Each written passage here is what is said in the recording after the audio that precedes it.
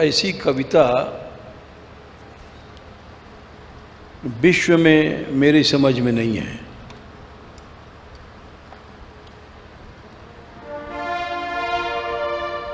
क्योंकि भगवत यश तो उन्होंने गाया, किंतु अपनी व्यथा, अपनी पीर उसके साथ गाया।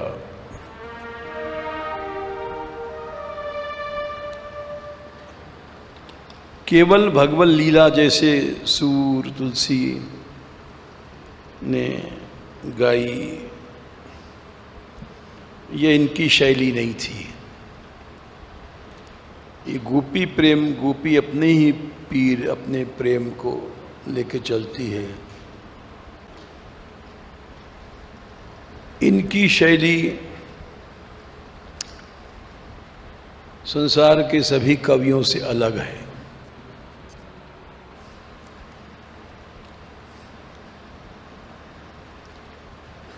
यद्यपि सूरदास जी के विनय के पदों में उनकी अपनी दैन्य प्रकट होता है,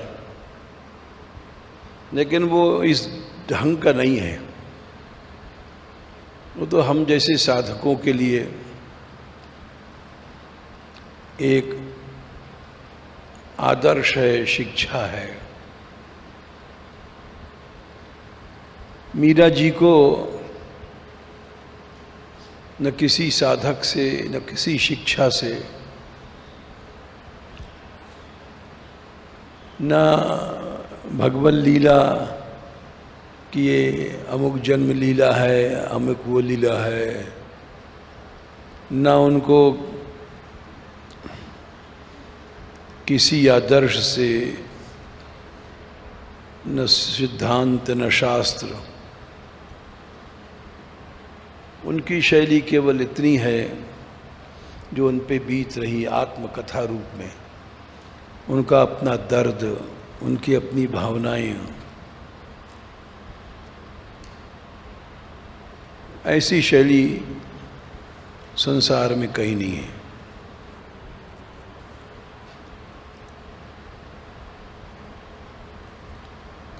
और उनका अपने और गिरधारी के अलावा न कोई संसार से मतलब है, न शिक्षा से मतलब है, न कोई सिद्धांत से मतलब है। कुछ प्रयोजन नहीं है। उनका केवल अपनी प्रीति से प्रयोजन है और कुछ नहीं है। इसीलिए जो सांप्रदायिक पद्धतियां हैं अनेक संप्रदायों की, उसमें मीरा जी को नहीं गाया जाता।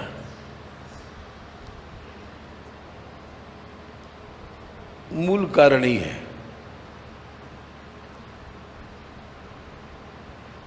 कि उन्होंने केवल भगवत लीला को ही लक्ष्य नहीं बनाया। उनका अपने गिरधर के साथ चोली दामन का सा साथ रहा। जैसी प्रीति, जैसी अनुभूति होती गई, वैसे वो बनाती गई।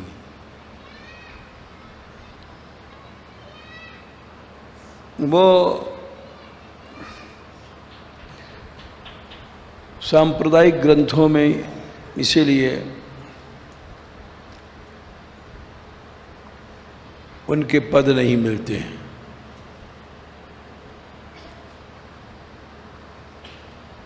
वो उनकी शैली एक स्वतंत्र है।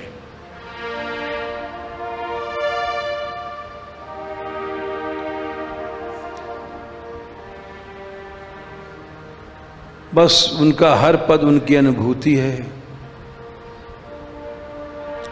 उनकी एक आत्मकथा है।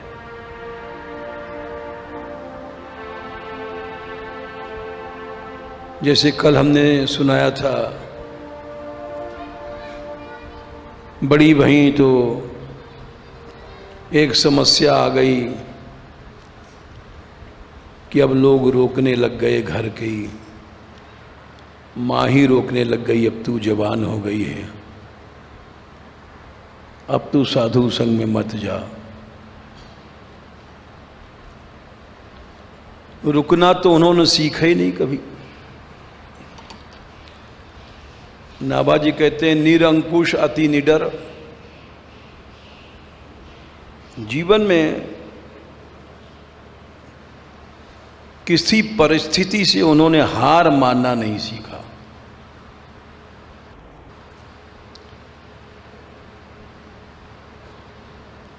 ऐसा नाभाजी ने किसी के बारे में नहीं लिखा है।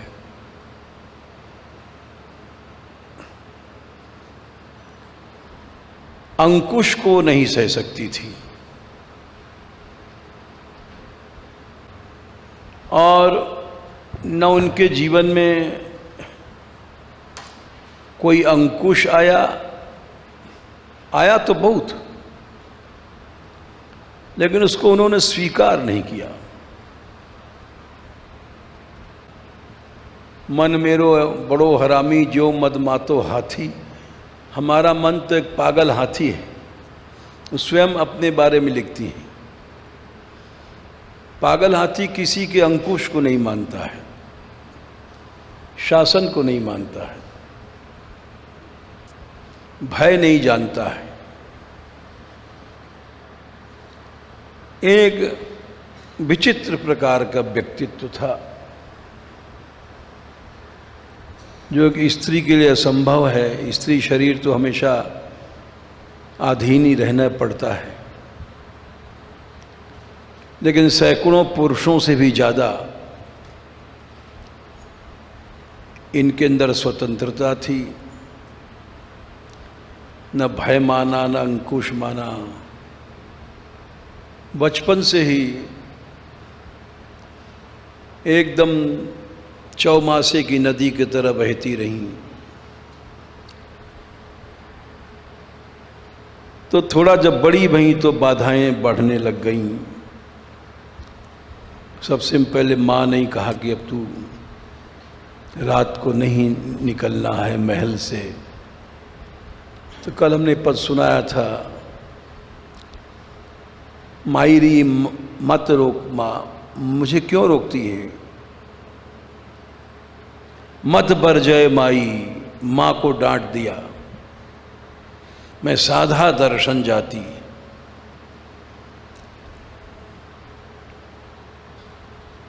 तो अपने माँ बाप से उनको टक्कर लेनी पड़ी। ये नारी शरीर ऐसा है कि इसको स्वतंत्रता नहीं मिल सकती। इसका बनावट ऐसा है, अनाचार का, बलात्कार का अनेक भय रहता है, लेकिन किसी भी भय को मीरा जी ने स्वीकार नहीं किया। ऐसा स्त्री शरीर में नहीं होता है। वनों में, जंगलों में, चाहे जहाँ चले जाना, अकेले। चित्तौड़ से अकेले यहाँ आई, फिर यहाँ से अकेले राजस्थान पर के द्वारका गईं। कोई साथी नहीं, संगी नहीं। भय उन्होंने स्वीकार नहीं किया जीवन में। और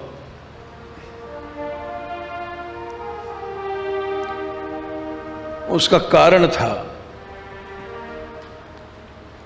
उनके अंदर भावनाओं का ऐसा वेग था, सच्चाई कह सकते हैं या वेग कह सकते हैं या शक्ति कह सकते हैं।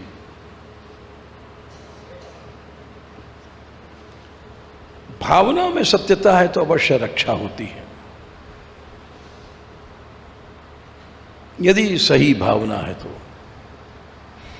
उसको कोई संसार में गिराने वाला नहीं है। आज भी द्रौपदी जी थी, उनके जीवन की घटना है। 1 साल तक गुप्तवास में उनको रहना पड़ा विराटनगर में, पांडवों को भी वेश बदल के। युधिष्ठिर राजा के पाशा खिलाने वाले नौकर बने, भीमसेन रसोइया बने, अर्जुन को शाप था हिंजड़े बन गए थे, नृत्य सिखाने वाले, नकुल सहदेव अश्वरक्षक, गोपाल गाय के रक्षक बने। तो रानी द्रौपदी भी महारानी सुदेशना जो थी उनकी परिचारिका बनी, सेविका बनी। द्रौपदी जी का सौंदर्य ही महाभारत का कारण था। वो इतनी सुंदर थी, अग्निकुंड से प्रकट भई थी।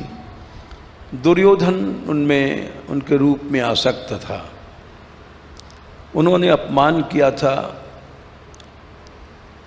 वो जो यज्ञशाला में, तो उसने बदला के लिए चीरहरण की योजना बनाई थी कि इसने अपने रूप मद में हमारा अपमान किया है।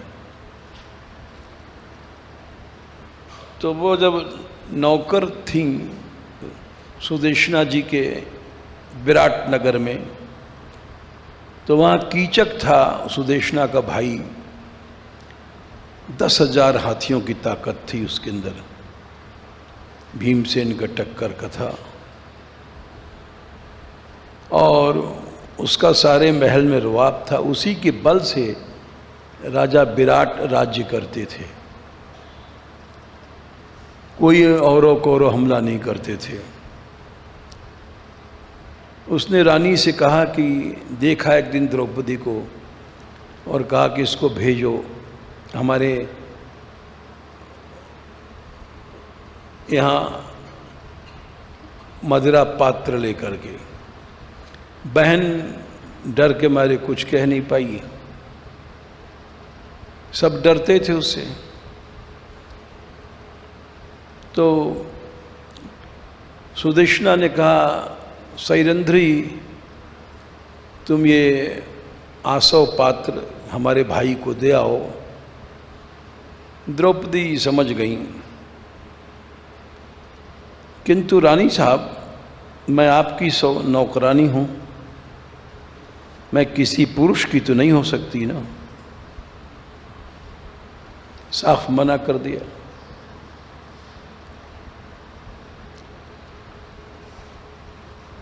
उन्होंने कहा तुमको कोई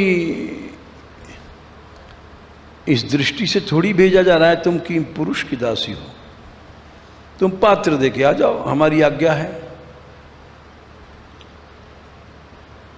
अच्छा, द्रौपदी ने चलते चलते ये बात जरूर कहा कि यदि मेरे ऊपर कुदृष्टि हो गई तो कोई आदमी बच नहीं पाएगा।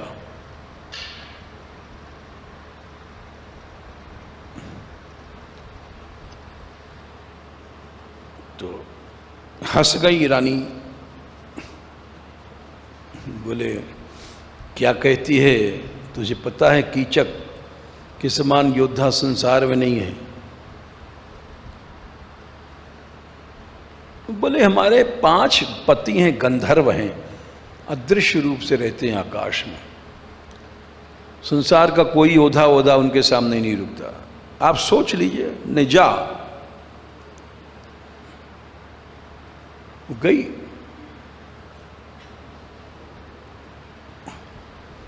कीचक ने पकड़ना चाहा,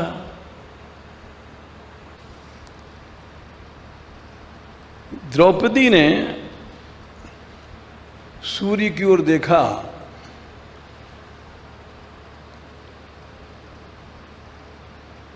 उसी समय सूर्य ने एक बलवान गंधर्व भेजा अदृश्य रूप से, उसने उठा के कीचक को फेंक दिया और द्रौपदी चली गई।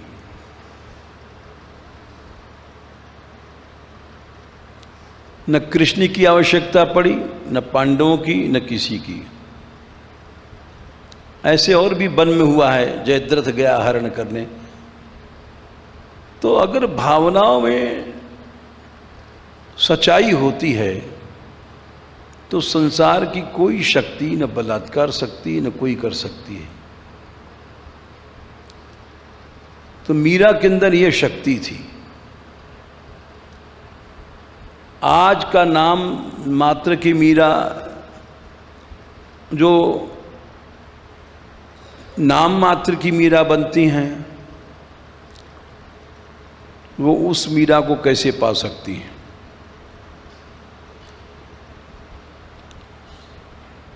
उनके बारे में व्यास जी ने लिखा है, क्या भाव था उनका। मीरा बाई बिन को संतन पिता जान, हर संत के गोद में बैठ के जैसे छोटी सी बच्ची लिपट जाती थी। पिता जान उरलावे, शुद्ध पिता का भाव रहता था। अपने को शिशु समझती रही हमेशा। जवानी या सौंदर्य वगैरह कुछ नहीं, जैसे एक शिशु होता है, निर्मल भाव से देखता है, निर्मल भाव से बैठता है, निर्मल भाव से लिपटता है, निर्मल भाव से चिपटता है।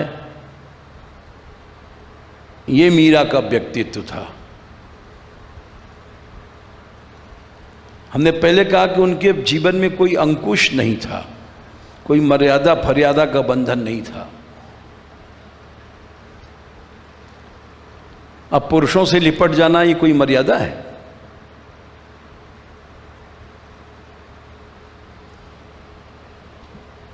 मीरा बाई बिन को संतन पिता जान, लेकिन उनका ऐसा भाव था, उसमें मर्यादा की कोई जरूरत नहीं है, अंकुश की कोई जरूरत नहीं है।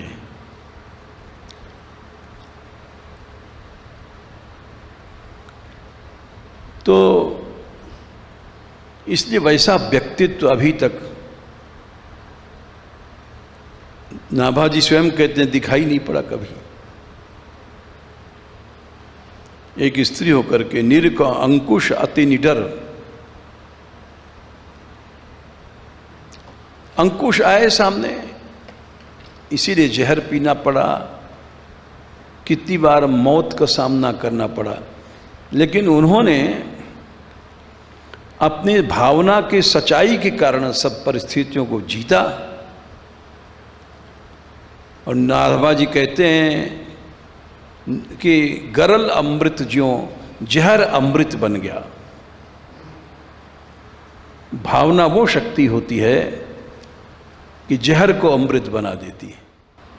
इसीलिए वो अकेली घूमती रहीं, ब्रज में भी आई, वनों में, चाहे जहां, बन बन डोले भटकी। ये सब उनके पद, उनकी आत्मकथा हैं।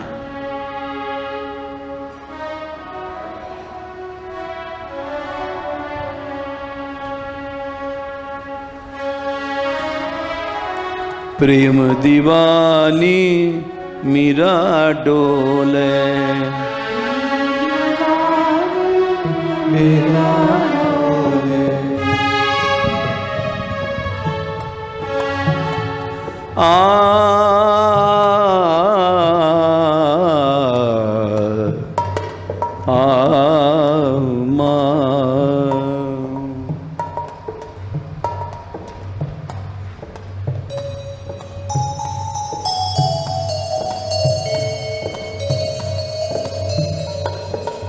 प्रेम दीवानी मीरा डोले, प्रेम दीवानी मीरा डोले, बन बन डोले भटकी राणा जी, बन बन डोले भटकी राणा जी।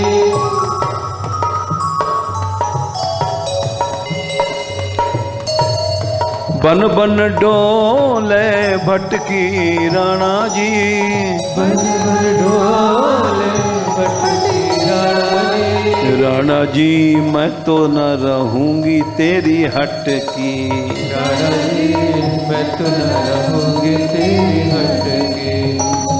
हटकी तेरे रोकने से, तू राजा है तो क्या हुआ, मैं नहीं रुक सकती हूं, मैं मीरा हूं।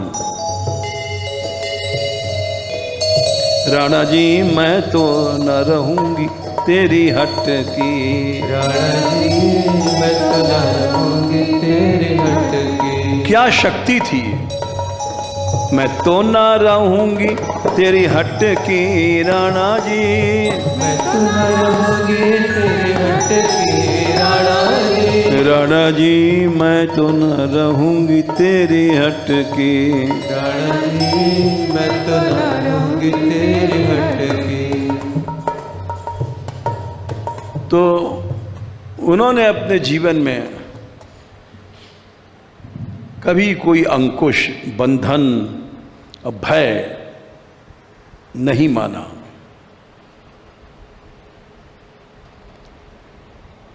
भय संसार में किसको नहीं होता है, सबको रहता है।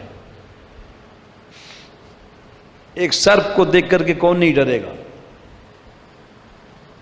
मीरा उठा के सर्प को गले में पहन लिया।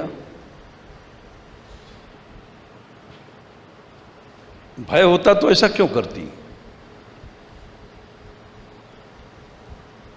सैकड़ों पुरुष शूरवीर जो अपने को डंके की चोट पर शूरवीर कहते हैं, उनको भी भय रहता है। काला नाग छोड़ दो तो एकदम भाग खड़े होंगे।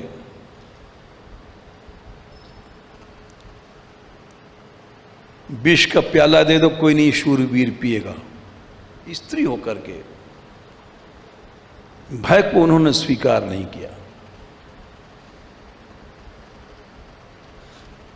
इसीलिए अनेक बार मृत्यु का सामना करना पड़ा। अब जब बड़ी भई तो माता ने कहा कि मीरा, कल हमने सुनाया था अब तुम रात में नहीं जाया करो, साधु संग यहीं जितना मिल जाए ठीक है।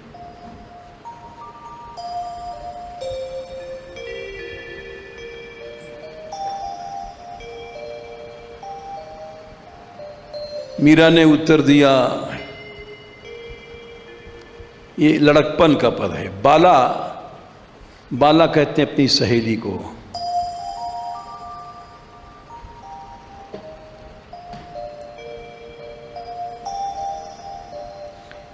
इसके पहले एक और घटना घटी थी, वो सुना दें।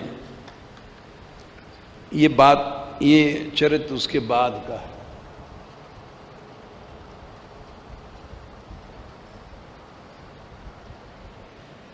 जब छोटी सी थी, ब्याह वा नहीं जानती थी, राजमहल में बहुत पहरा रहता है,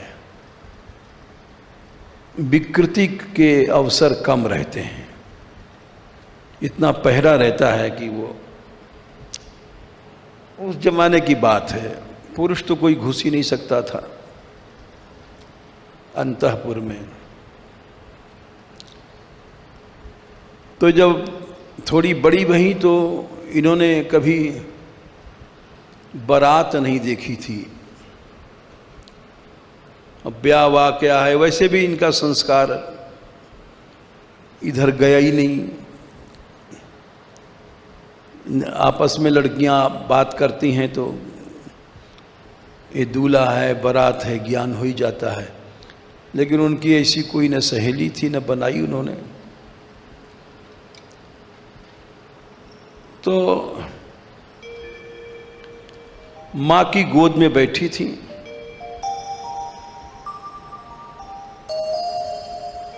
राजमहल के ऊपर से इनकी मां कोई बारात देख रही थी। राजघराने की कोई बारात आ रही थी।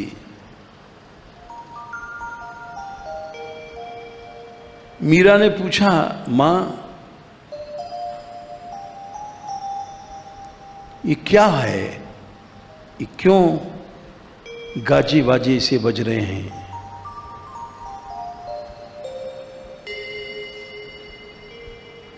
मां ने कहा कि बेटी ये बारात है। बोले बारात क्या होती है? देखो ये जो बीच में सबसे ऊपर मुकुट पहने हुए घोड़े पर ये दूल्हा है।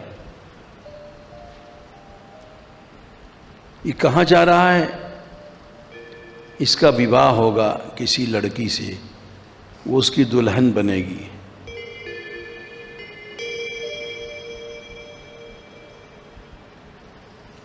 फिर क्या होगा मां? फिर दोनों साथ रहेंगे। विवाह होने के बाद दोनों को साथ रहना पड़ता है। क्या ये अपने माँ बाप को छोड़ देगी? भोली थी मीरा। हाँ, सब छोड़ करके और अपने दूल्हा के साथ रहना पड़ता है।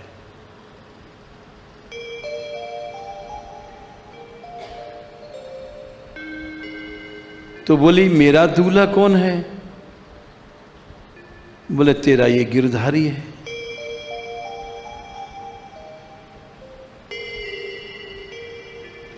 अच्छा, सुनते मान घूंघट निकाल लिया। अच्छा बता दिया तूने।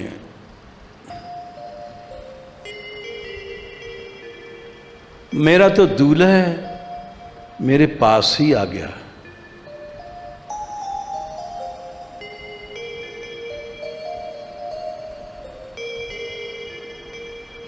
एक दिन बड़ी तो हो गई थी, विवाह की चर्चा चली कि मीरा का संबंध वहां किसी सबसे ऊंचे, बड़ी सुंदर थी,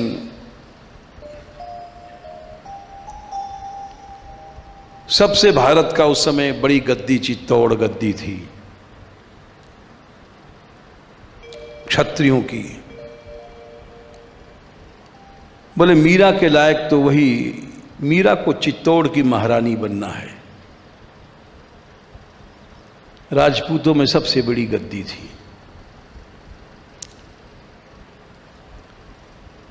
तो वहाँ जब समाचार गया, सिसोदिया वंश बोला जाता है उसको, तो उस मीरा की ख्याति उनके रूप की, गुणों की हो चुकी थी। सबसे बड़ा लड़का भोजराज, जो गद्दी का मालिक, राणा सांगा का बड़ा लड़का, अद्भुत शूर, वहाँ चर्चा की तो उन लोगों ने अपना सौभाग्य समझा, यद्यपि ये उनसे छोटे थे।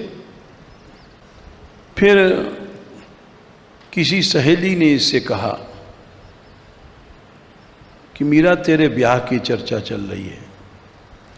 बोले मेरा ब्याह तो हो गया। बोले कैसे पता? तेरी माँ कह रही थी।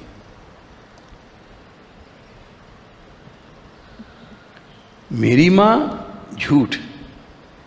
मेरी माँ ने ही तो कहा था कि तेरा दूल्हा गिरधर है। दौड़ के अपनी माँ के पास गई।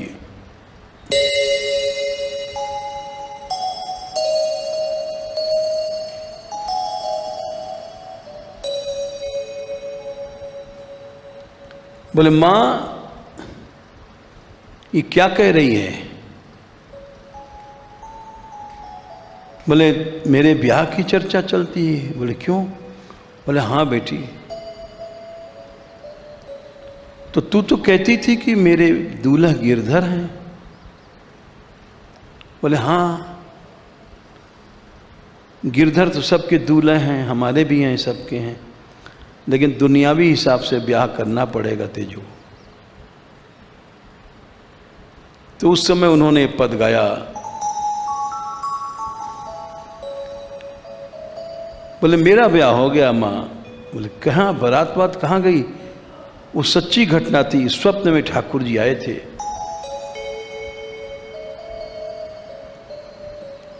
और सारी लीला उन्होंने जो देखा था, यही तो कहा मीरा की आत्मकथा है। माई माई माने सपने भरी गोपाल, माई माने सपने में भरे गोपाल।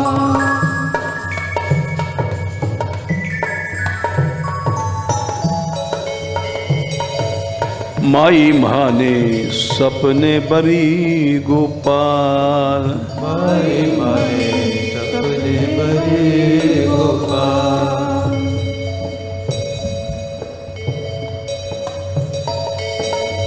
सपने बरी और धीमी लय। माई माने सपने बरी गोपाल, माई माने सपने भरे गोपाल।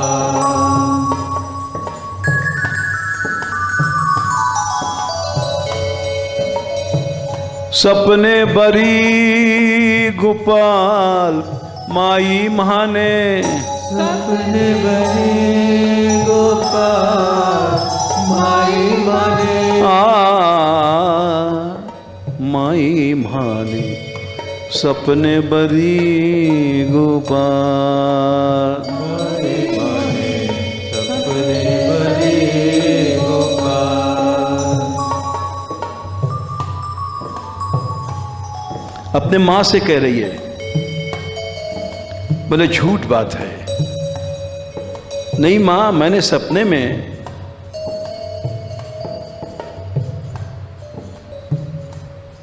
बोले सपने में तुझको क्या वरण किया गिरधारी ने? बोले हाँ, जैसे ब्याह होता है वैसे मुझको चुंदरी उड़ाई गई थी, हाथों में मेहंदी लगाई गई। राजस्थान में मेहंदी बहुत लगती है, नामी है वहाँ मेहंदी, ऐसा हिंदुस्तान में कहीं नहीं है। बड़े बड़े बेल बूटे मेहंदी में बहुत समय लगाते हैं।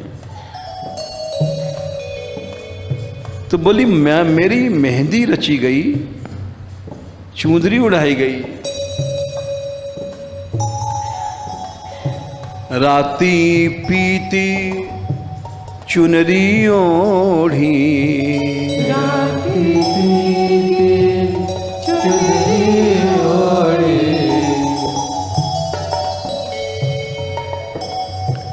पीली हरदी की और लाल किनारे की,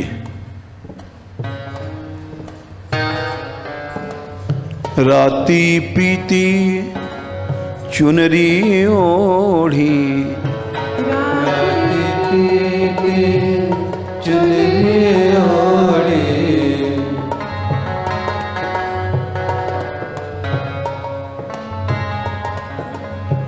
मेहंदी हाथ रसा, मेहंदी हाथ रसा।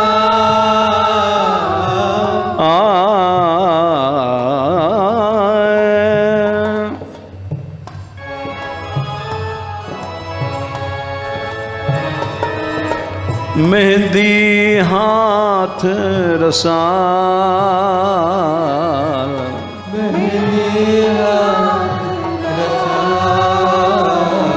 माई मानी सपने बरी गोपाल, माई माने सपने भरे गोपाल।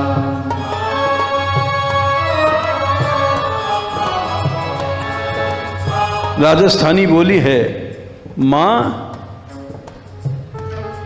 जब हमें गिरधर मिल गया, काई और कू तो और किसके साथ मैं भांवर दूंगी?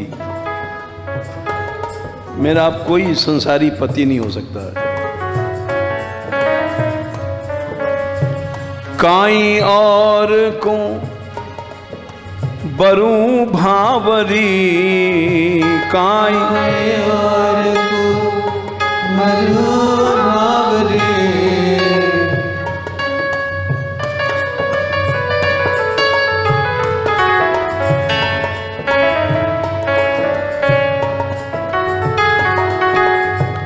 काई और को बरू भावरी काई और को बरू भावरी। ये सब संसार एक जंजाल है। संसारी दूल्हा आया और ले गया, ये सब जंजाल में नहीं फंसूंगी।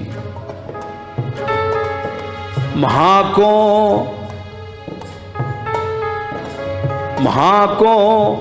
जग जंजाल, महाको जग जंजाल।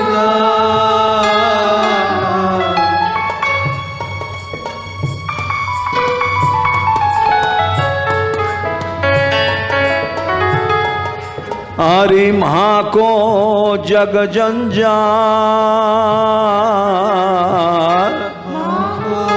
जग जंजाल। माई भाने सपने बरी गोपाल, माई भाने सपने बरी गोपाल।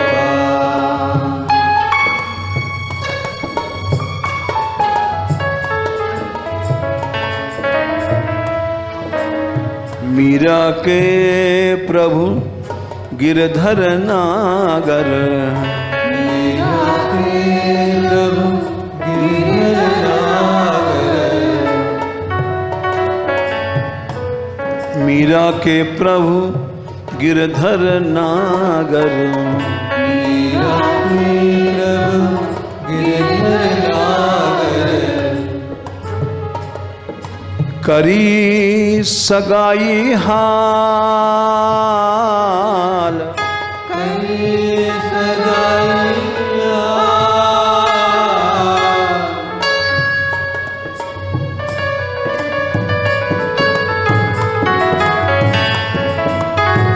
करी सगाई हाल, करी सगाई माई माने सपने बरी गोपाल।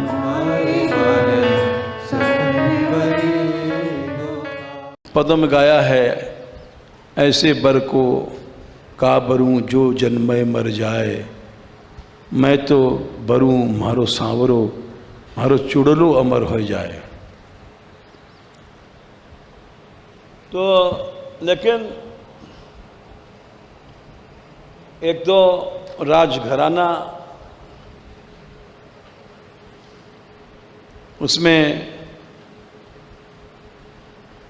बंधन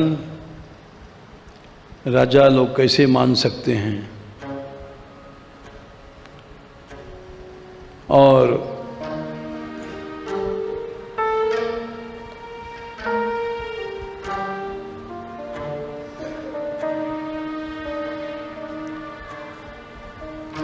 आखिर में जब बहुत चली बात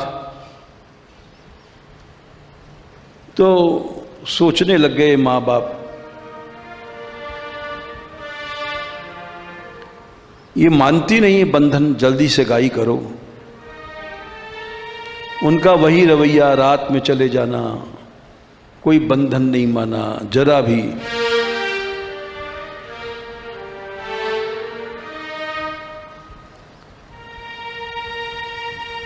फिर उन्होंने अपनी सहेलियों से ये पद गाया। इस पद में भी उनकी संत निष्ठा साफ झलकती है। बोले मीरा तू क्या चाहती है? बोले मैं ये चाहती हूं, मैं बैरागिन हूंगी बाला, मैं बैरागिन होगी बाला। आना मान।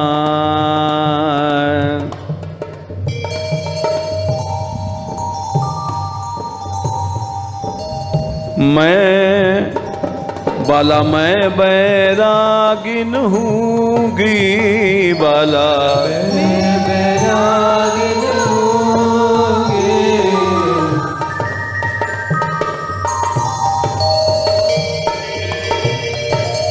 ये निश्चय उन्होंने पहले से किया था। जा भेष्या म्हारो साईं रीझे जा म्हारो साईं रीझे। वो देखती थी साधु संतों को तो जानती थी कि इसी वेश से भगवान रीझता है।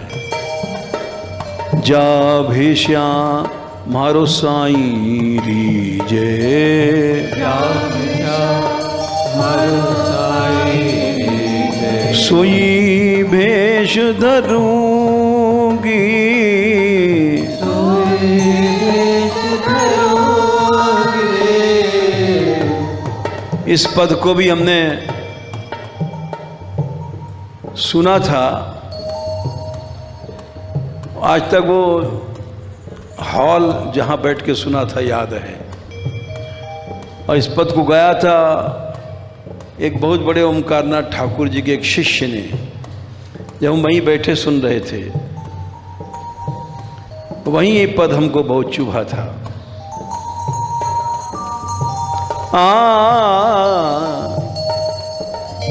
जा भेषा ऐसी तर्ज पे गाया था।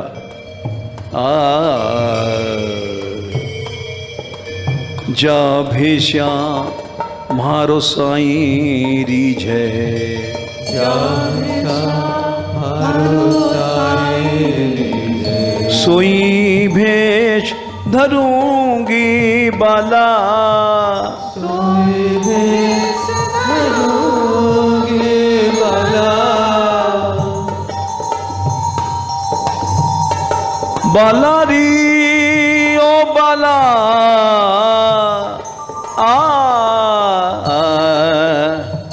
मैं बैरागिन हूँगी बाला। बैरागिन हूँगी बाला। मैं ब्याह नहीं करूंगी।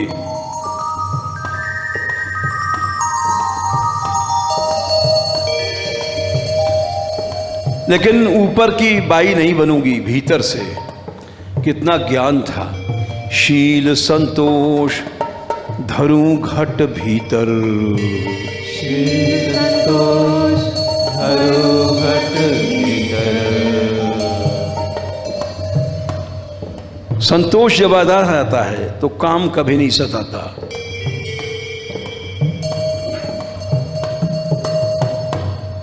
भूख में काम सताता है, संतोष में नहीं। बिनु संतोष न काम न साही, और काम अछत सुख सपने हूं नाही।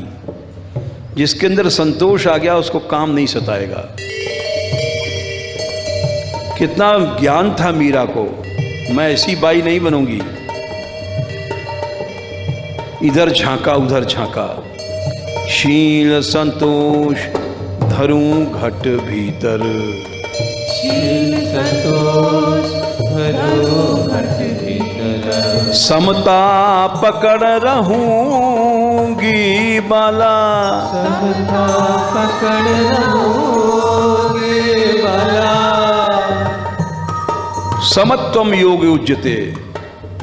हम लोग जन्म बीत गया, बीत जाएगा, समता नहीं आएगी मन में।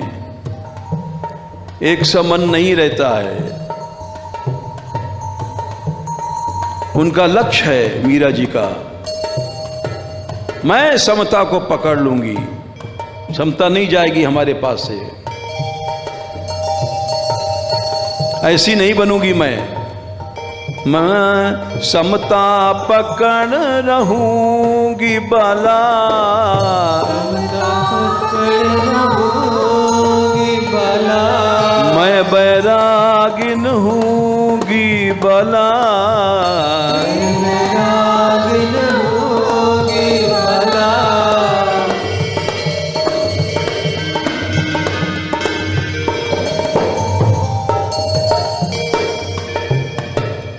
जाको नाम निरंजन कही, जाको नाम निरंजन कही।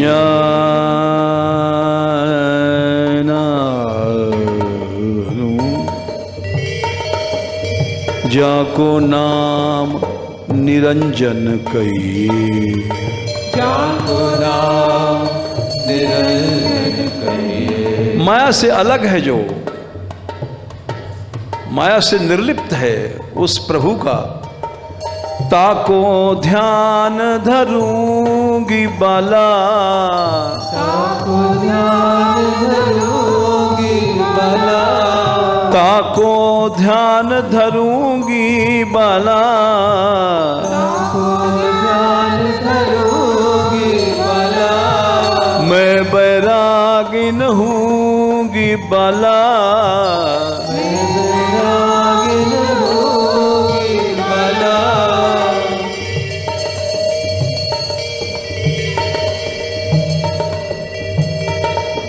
संतों में कितनी निष्ठा थी, वहां जाऊंगी, संतों में गुण गाऊंगी और सबके चरणों में लपट जाऊंगी। प्रेम प्रीति सो हरि गुण गाऊं, प्रेम प्रीति सो हरि गुण गाऊं। पवित्रता की क्या कहना चाहिए, समुद्र थी। प्रेम प्रीति सो हरि गुण गाऊं, प्रेम प्रीति सो हरि गुण गाऊं। चरणन लिपट रहूंगी बाला, चरण लिपट रहूंगी बाला। एक पद में लिखा है, प्रणाम करूं लुट लुटकी, साष्टांग दंडवत करती थी। बड़ा सुंदर पद है, गा चुके हैं। ये चरणन लिपट रहूंगी बाला, लिपट रहूंगी बाला। मैं बैरागी न हूँगी बाला, मैं बैरागी न हूँगी बाला। और देख क्या भाव है, इस शरीर के रोम रोम को मैं कृष्ण नाम से भर दूंगी। भोग और क्रोध लोभ कहां से आएंगे। इस शरीर को किंगरी, किंगरी कहते हैं, एक सरंगी जैसा होता है वाद्य। भिखमंगे लोग किंग ऐसे करके भिक्षा मांगते हैं, वो किंगरी कहते हैं। इस शरीर को मैं, क्या दिव्य भाव है, या तन को मैं करूं किंगरी, या तन को मैं करूं किंगरी। हम जैसे लोग भोग का साधन बनाते हैं शरीर को, वो कहती नहीं, मैं इस शरीर को किंगरी बना दूंगी। या तन को मैं करूं किंगरी, या तन को मैं करूं किंगरी। रसना नाम रटूंगी बाला, रसना नाम रटूंगी बाला। रसना नाम रटूंगी बाला, रसना नाम रटूंगी बाला। ये माला दी माला,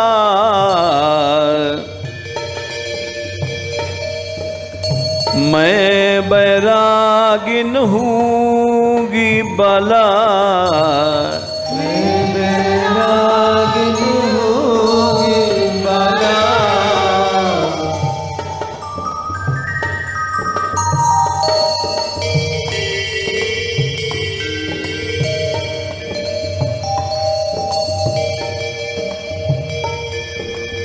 मीरा के प्रभु गिरधर नागर, मीरा के प्रभु गिरधर नागर। शायद एक आध कड़ी और हो सकती है, लेकिन आखिर में यही है, मीरा के प्रभु गिरधर नागर, मीरा के प्रभु गिरधर नागर। ये महल बैल में मैं नहीं रहूंगी, शुरू से लक्ष्य था। साधा संग रहूंगी बाला, साधा संग रहूंगी बाला।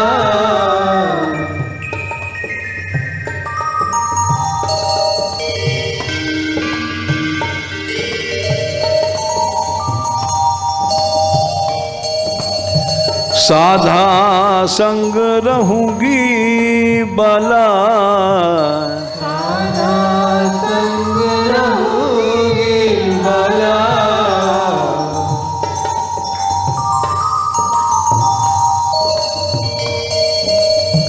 मैं बैरागिन हूँगी बाला, मैं बैरागिन हूँगी बाला।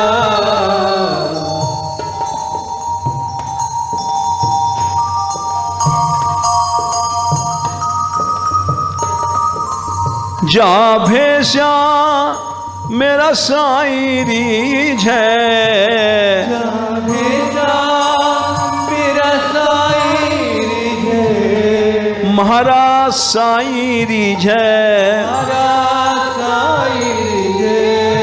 सोई भेष धरूंगी बाला, धरूंगी बाला। सोई भेष धरूंगी री बाला, धरूंगी बाला। मैं बैरागिन हूँगी बाला, बैरागिन हूँगी बाला। लेकिन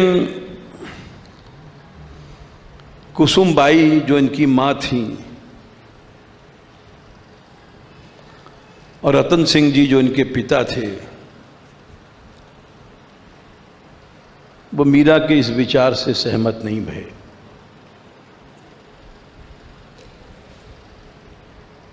और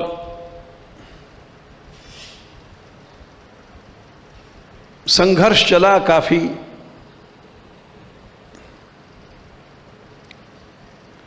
ऐसा कहते हैं कुसुमबाई बीमार पड़ी थी।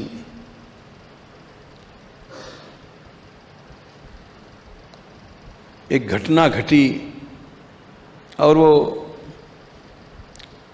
ऐसा लगा कि जिसे बचेंगे नहीं।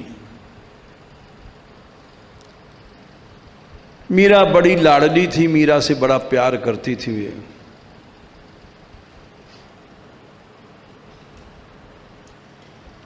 मीरा देख करके बीमार माँ को दया से लिपट गई। तो कुसुमबाई बोली कि बेटी मैं जा रही हूँ, मरूंगी, तो हमारी एक इच्छा पूरी कर दे। मेरी भी तो सगाई हुई थी, मैं भी तो भजन करती हूँ, यदि तू नहीं करेगी तो मैं ऐसे तड़प के मर जाऊंगी। मीरा ने कहा कि माँ तू मर मत, तू कुछ भी कर ले, मेरा तो पति गिरधर ही रहेगा, वो बदल नहीं सकता।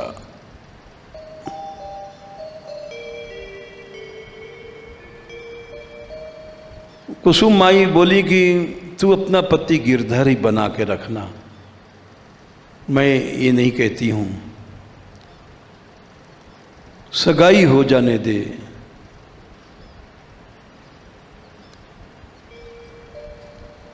मीरा ने सोच लिया था कि मेरा तो पति गिरधर ही रहेगा। बहुत लोगों ने समझाया, राजा की बहुत सी रानियां होती हैं, हमारा एक कलंक मिट जाएगा,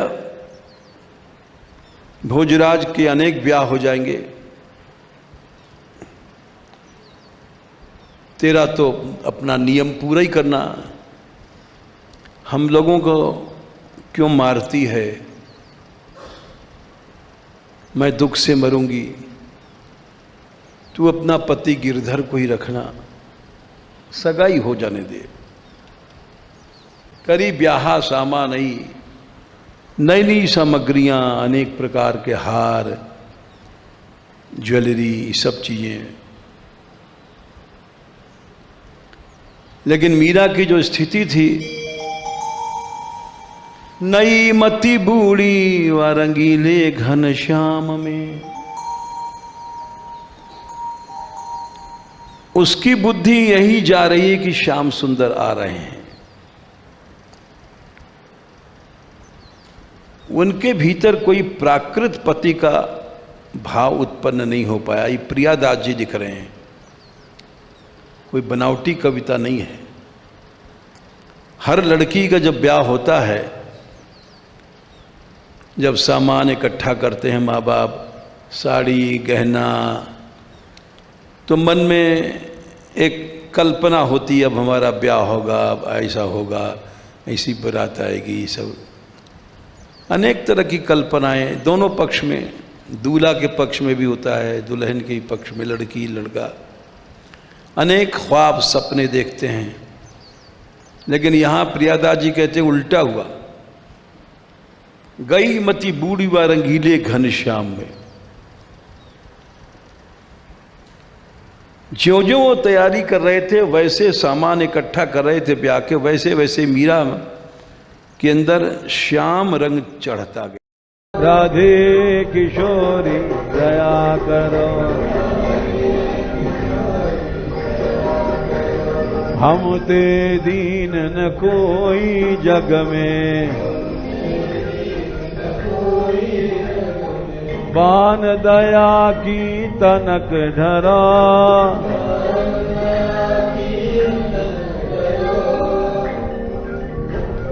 सदा ढरी दीनन पे श्यामा, यह विश्वास जो मनई खरा,